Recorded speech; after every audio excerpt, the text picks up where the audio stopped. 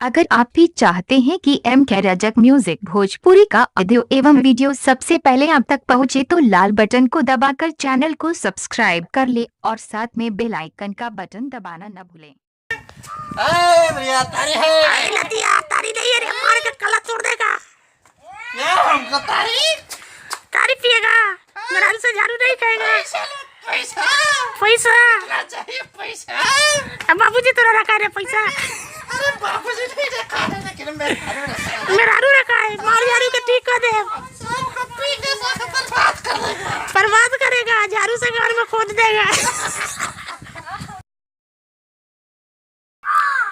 तारी तू कहे पियलू, तारी रहे कौना तार के, इतना बता द ई लवनी रहे टांगल कौना तार पे।